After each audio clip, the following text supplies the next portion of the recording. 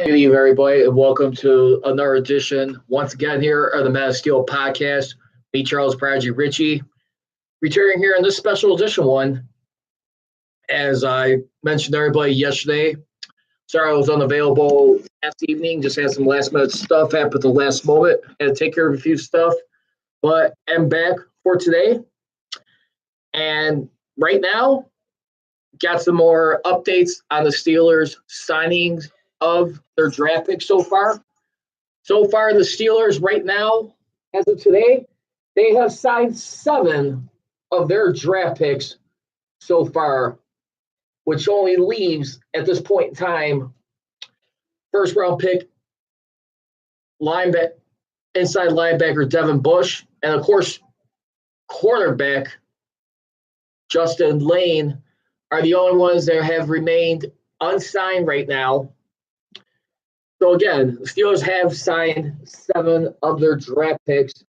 Just to give you a quick rundown of who those draft picks were that did get signed and agreed to terms on their rookie deals. We take a look at it as it kicked off on Tuesday, as a matter of fact.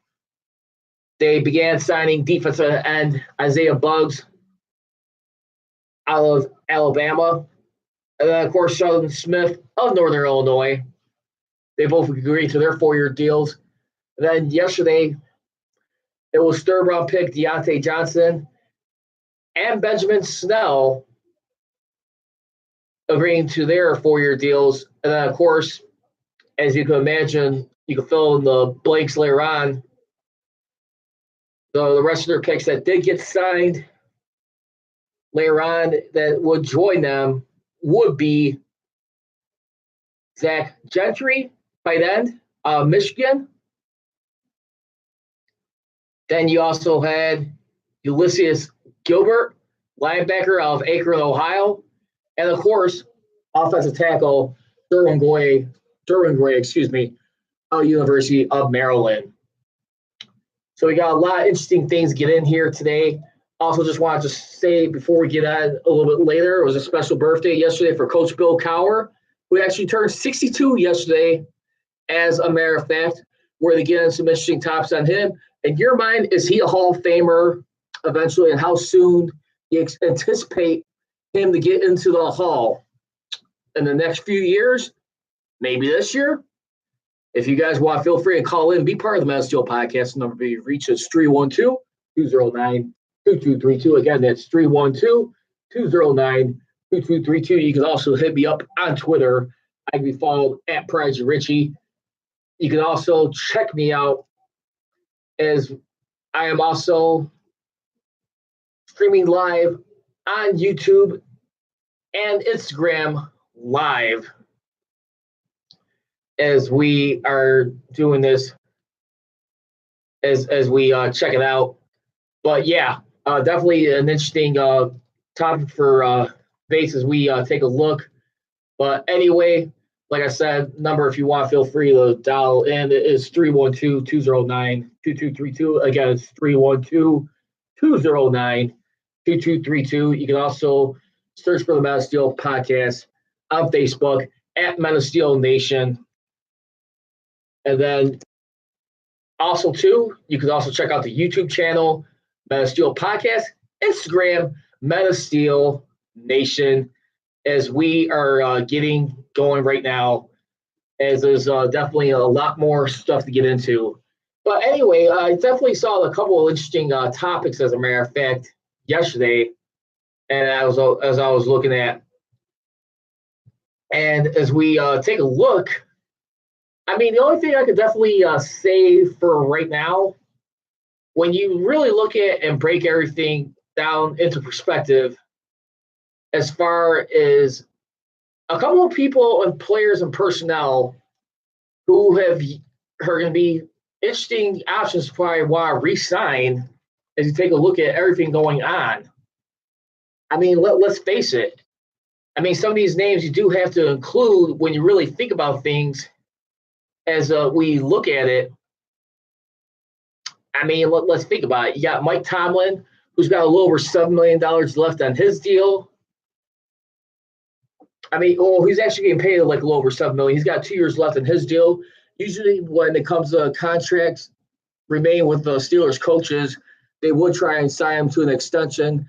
Last time this happened, of course, where there was a coach entering with 2 years remaining on his contract, he did not resign. You got to remember, speaking of which, who I just alluded to earlier, was the last head coach of the Steelers. I'm talking about none other than Bill Cowher, who shortly after he won the Super Bowl was trying to get an extension. But at that time, you got to remember, too, his family was trying to move out to Carolina, and Bill Cowher did not want to leave his family. He kind of wanted to stay with his family as we take a look at it.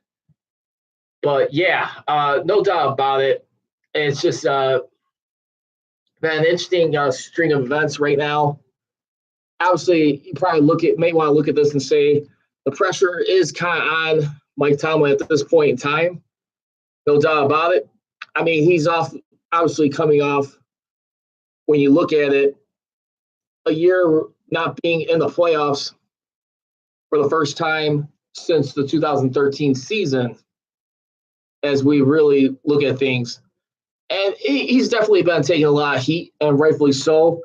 Mainly, I guess, because people will still point to with his involvement for losing superstars like he did in Antonio Brown, Le'Veon Bell, and just not really having control of the locker room. And I think a lot of fans just been getting impatient over the years. So it was just not only to losing teams that they should have beat, some mediocre teams, but at the same time, too, it's just really what it boils down to is like, what are you really doing in the grassroots direction of this team? As far as like being the man, being the voice in the locker room when you think about it. And I definitely feel like right now it's just a thing where you have to say, hey, it is a thing right now where you start to question, is the concept with him starting to lose focus, lose touch with some of the players or the fans, or more importantly, is there any trust being left with it? This trust being left within the organization.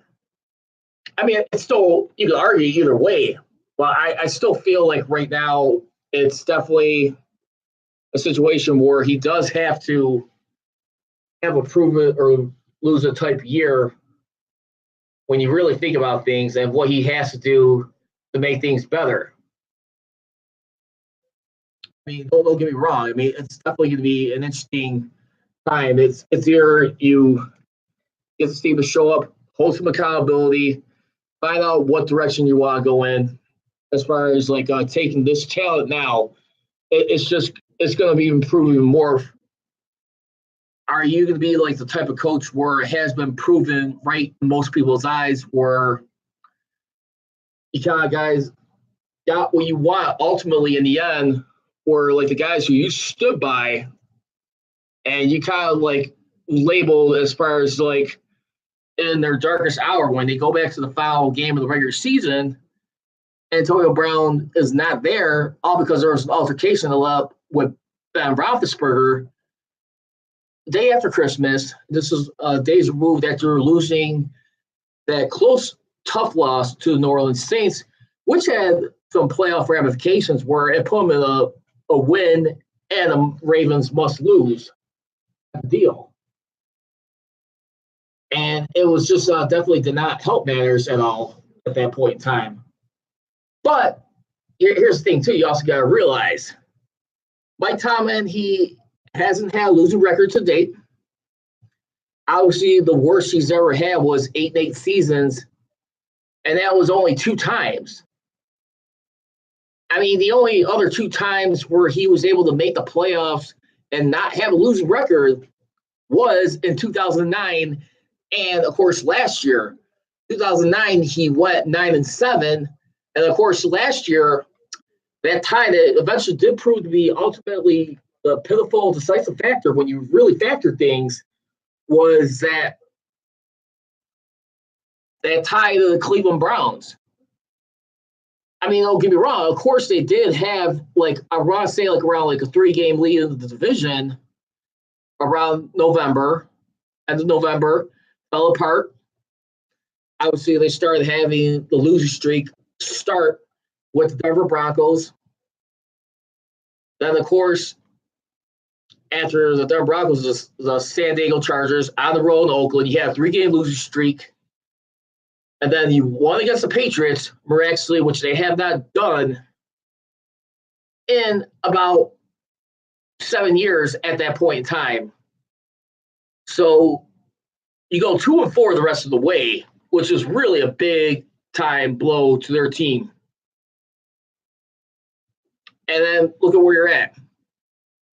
And you look at all this stuff, a lot of people were just really just sizing it up and just thinking back to, like, why didn't you pay this man Le'Veon Bell?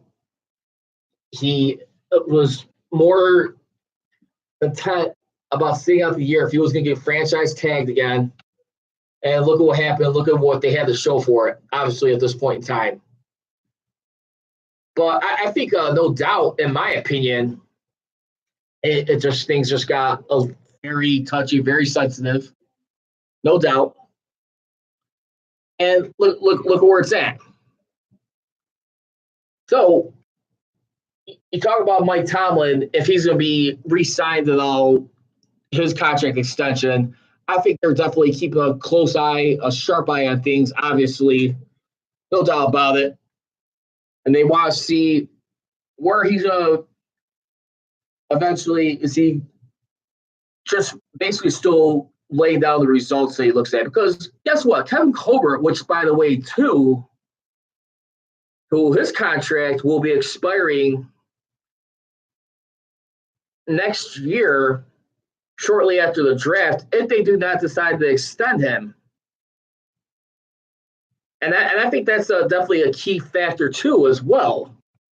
I mean, don't get me wrong. I mean, you want to think the brain trust is still intact. But, I mean, that obviously says a little bit about him, too, when you really think about things as far as what they want to do. So, at the same time, I mean, what do you really feel the Steelers are going to make decisions on? Because you also got decisions right now when you look at, like, some of the expiring contracts are going to be coming up. So we already got Mike Tomlin and, of course, Kevin Colbert, the head coach and the front office personnel. Now let's take a look at a guy like Joe Haden. Joe Haden, who is expected to collect the remainder of his $5.75 million signing bonus. And he's expected to earn about $10 million in his final season. 21st amongst quarterbacks in his position. Joe Haden. And obviously, he's had, like, I mean, the only bad year I could really think of they had where he was injured was in 2017, where he missed a few games. And I think that was around the start of the time with the Indianapolis Colts game on the road. And I want to say he eventually came back around the Houston game on Christmas that season. So, if anything, if there's one guy who I probably want to see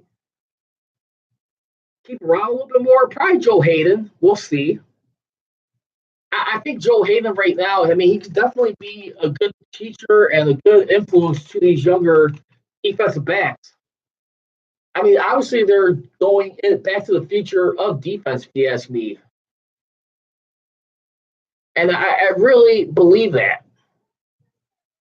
Because when you think about it, too, I mean, when you look at as far as, like, the players who are up there in age, when you really think about it, Joe Haden, he's like the fifth oldest player on this team. He's only 30 years old. Okay?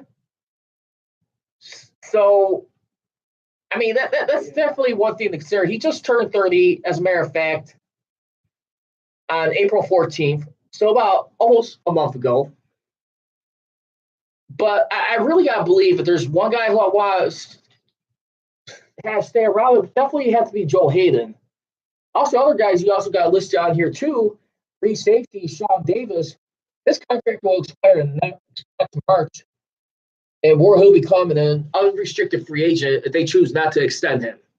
That's one guy right there. He's expected to make over $1 million in base salary this season while he collects the remainder of his $293,000 deal and his $1.17 million signing bonus to total up $2.13 million in guarantees. Then you also got outside linebacker Bud Dupree, who was collecting his fifth-year option of $9.2 million. He will become an unrestricted free agent next season, but they can still franchise tag him for more than $15 million for 2020. That's another guy to definitely keep an eye on. So obviously he's got his deal. But of course you got Javon Hargrave, who enters the final season of his rookie contract. They'll pay him just over $2 million. So if any of the players right here where you gotta look at right now, like who are the main guys you really want to keep around on this team? I mean, all the guys you just mentioned. I mean, what do you feel like, Steeler Nation? What do you feel is the most pivotal guy you cannot be without on this position of the guys I just mentioned? As far as player, quarterback Joe Haden, free safety Sean Davis, outside linebacker Bud Dupree, or, of course, you got nose tackle Javon Hargrave. Feel free to find the Men of Steel Podcast Facebook page at Men of Steel Nation. That's capital M, capital S.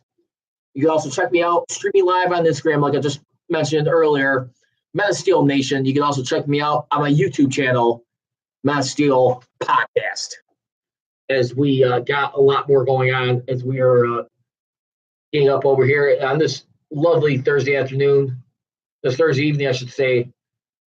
And, man, it is starting to heat up just a little bit over here. I'm not going to lie to you. But, yeah, definitely. But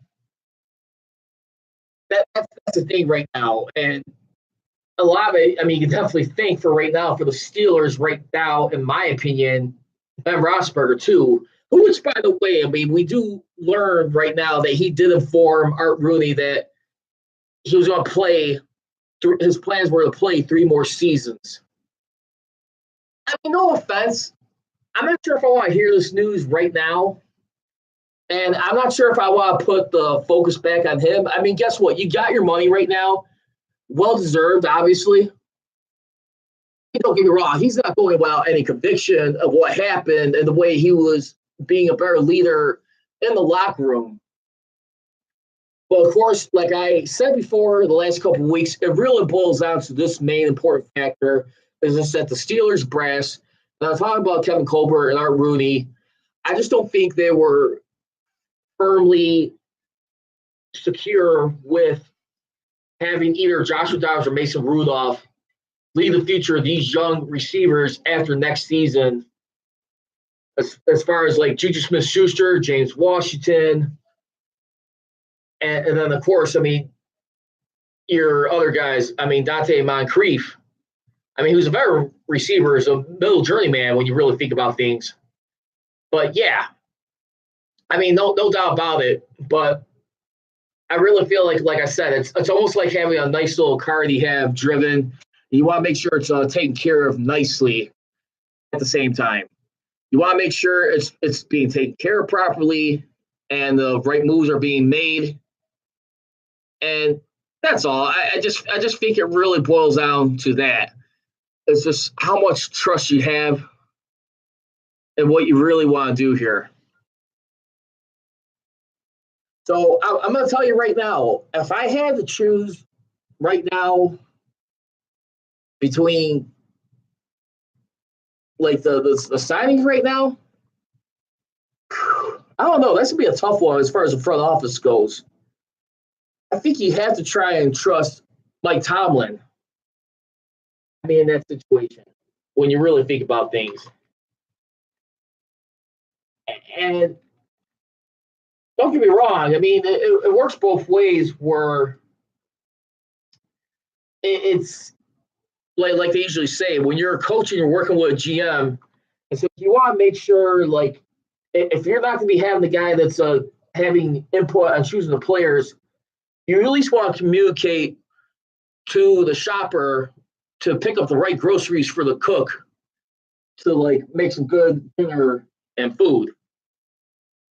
It's like, there are some coaches who want to be able to pick the groceries at the same time.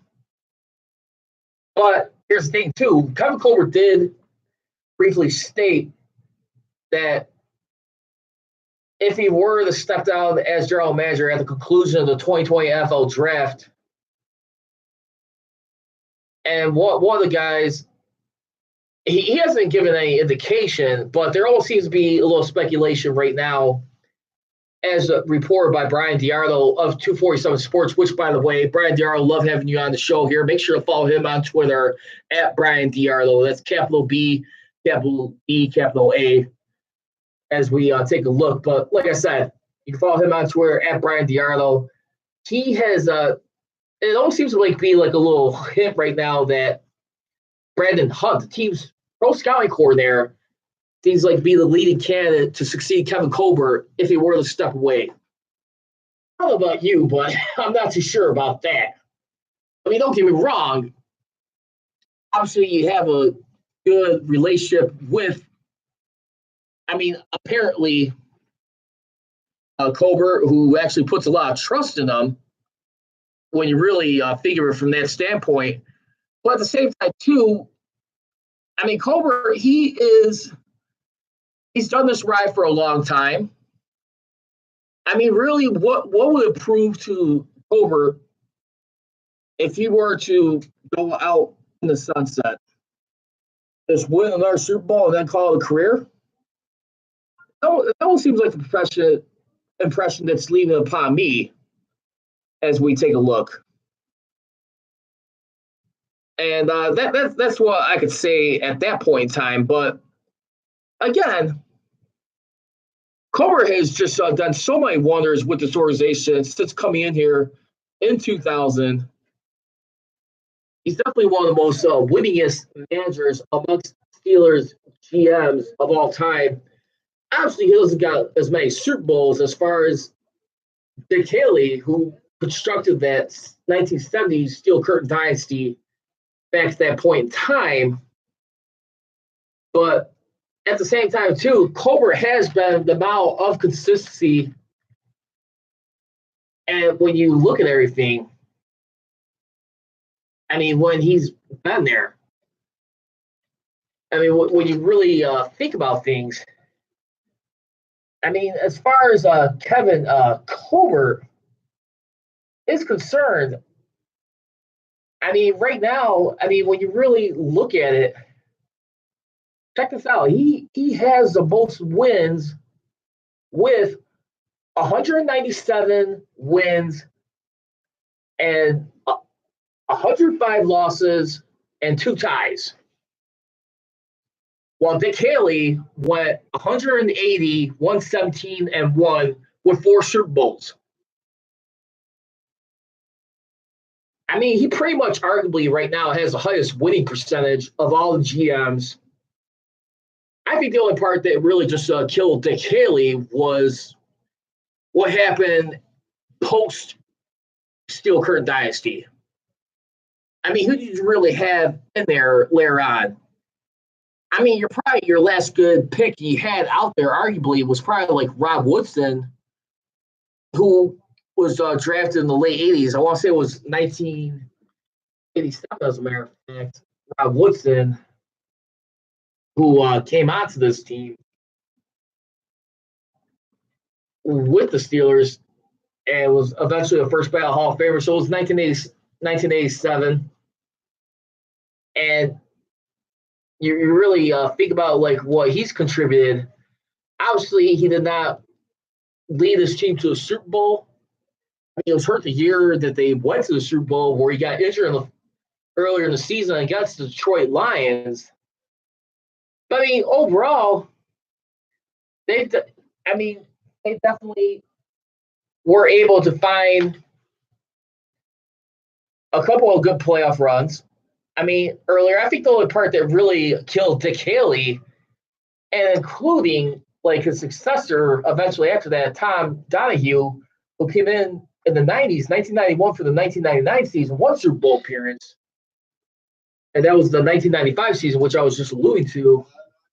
But let's think about it. When you look at Dick Haley's legendary career, mean, the part that really just killed him was just not having the quarterback to see Terry Bradshaw. Obviously, there was like a little bit more pressure on Bradshaw as things were moving along.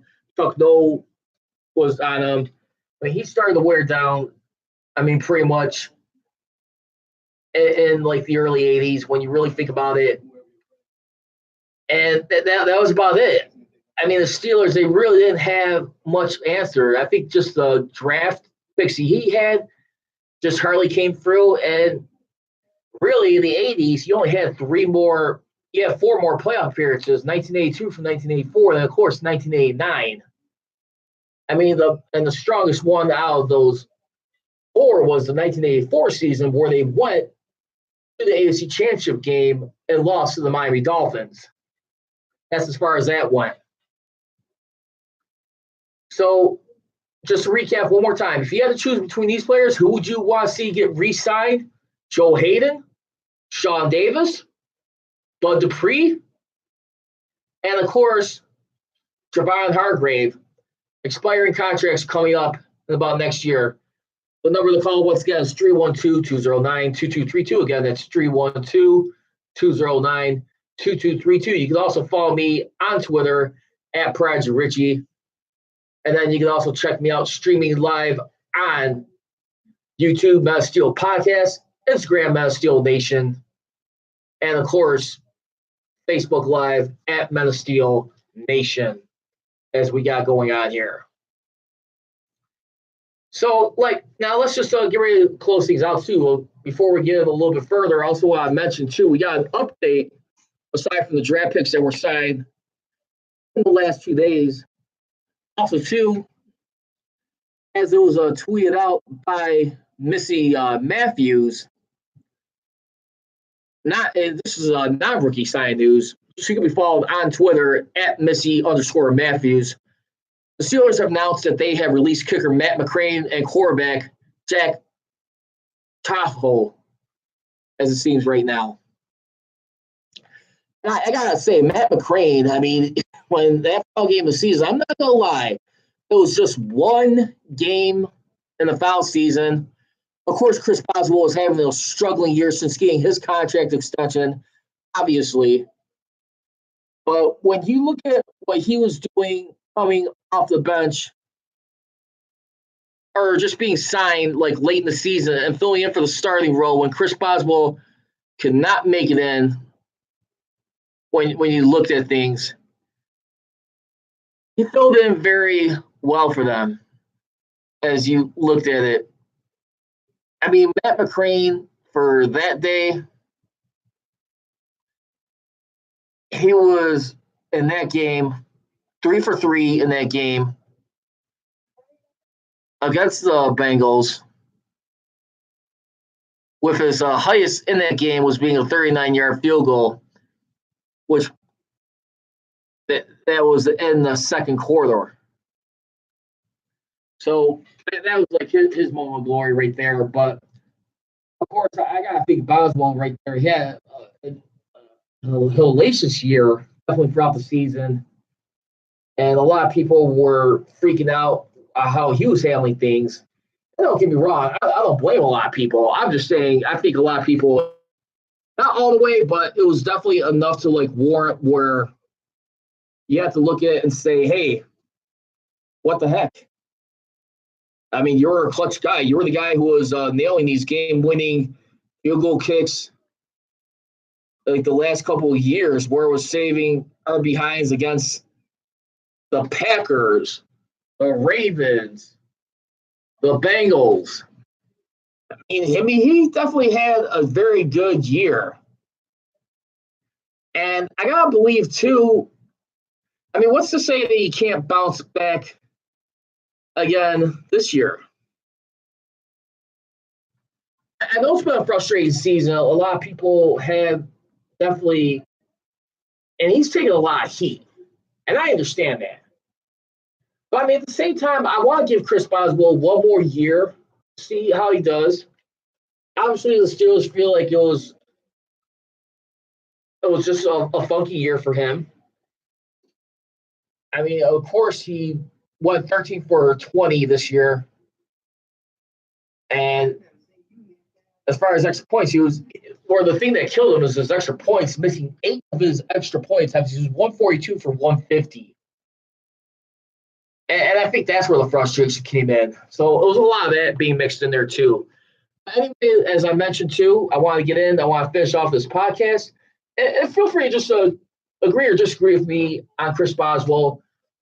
Yes or no, do you give him another chance this year and see where the verdict runs on him? Now, what I was getting into, Bill Cowher right now. Bill Cowher, who turned 60 years old, just as a matter of fact, as we take a look at everything.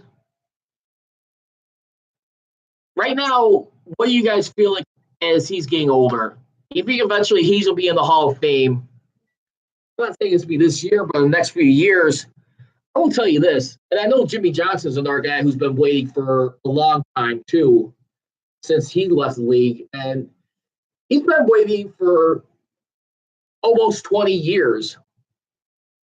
His last game that he coached was the 1999 season where Dan Marino and the Miami Dolphins got blown out, almost a 60-point deficit to the Jacksonville Jaguars in the divisional round of the playoffs. And I heard a lot of people say, like, about Bill Cowher, well, he wasn't more like a game changer for, like, the franchise like Jimmy Johnson was. Because you got to remember, too, I mean, with the Cowboys team, when you had, like, a guy like Tom Landry, who also, which, by the way, was starting to lose his touch with the team before they started going downhill as far as where the franchise was going. And obviously, I mean, his fortune started changing, I think, like after the 1985 season where he had a 10-6 record. And then you had a guy like Jimmy Johnson who came in with Jerry Jones. They came in together pretty much about the same time in the 1989. And they were able to draft their eventual picks with Troy Aikman, Evan Smith, Michael Irvin, and trade one of their biggest running backs. You can't forget, I can't remember his name right now off the top of my head. I think it was Herschel Walker, as a matter of fact. But they were able to get some extra picks, and look at what happened. He did win back-to-back championships. He should have been for a third, if not a three-peat, before they butt heads and decided to move along the way. But a guy like Bill Cowher, too, I could also make the argument, too, that he was a game changer for the Steelers, and the fact that Chuck Noll, when you really think about it, he only had 4 playoff appearances in his last 12 years. I mean, honestly, I think the game was changing for him at some point in time, too. I mean, when you look at Chuck Noll, I mean, one of the things that was documented in his biography, he didn't like the flashy flamboyance of, like, new coaches. And I think one of those guys was, like, a Doug Lamvell, who was the coach of the Houston Oilers, and eventually the Falcons. He felt like he was doing a lot of showboy. He didn't like too much of the characteristics. And you got to remember, a guy like Chuck Noll was on guard. But when he was having his losing fortunes after winning 4 Super Bowls, Bill Cowher was the guy who immediately put the breath of fresh air back into the Steelers franchise that made them back into a legitimate, respectable defense. His first 6 years in the league, they made the playoffs, including Super Bowl appearance, which they almost won behind the quarterback, but more importantly, behind a good top 10 defense. And you had Neil O'Donnell. Neil O'Donnell, in my opinion, was the difference maker in that Super Bowl 30 loss. They were able to do a good job of minimizing Emmitt Smith. He did not go for 100 yards in that game. It really just came down to the turnovers, if you ask me. But at the same time, I will admit, too, the 90s Cowboys team the Steelers went up against, they were definitely stacked. Bill Cowher, eventually after that, around the late 90s, I want to say about 98 or 99, is when you started to see him no longer having guy of Chuck Noll's players like a Rob Woodson and such on. I mean, he was able to start creating like his own identity with his guys when you look at things. I mean, whether it was a Hines Ward, a Casey Hampton, a Joey Porter. I mean, even trading up in 2003, this is the first time in 16 years when they traded up for Troy Polamalu out of USC. Now they do it with Devin Bush. This is the first time it's happening on their Tomlin's watch where they have someone trade up for someone. And he did go back to one more Super Bowl, and he won. So he went 1-1. I understand he has a 1-1 record. Yes, I also understand the fact, too, that a guy like Bill Cowher, by the way, when you look at everything, he had a 1-4, an atrocious AFC Championship game record. But at the same time, too, when you look at things in perspective, this guy did get to 10 playoff appearances in his 15 years as head coach. 10 out of 15 years. That's pretty legit. That is outstanding.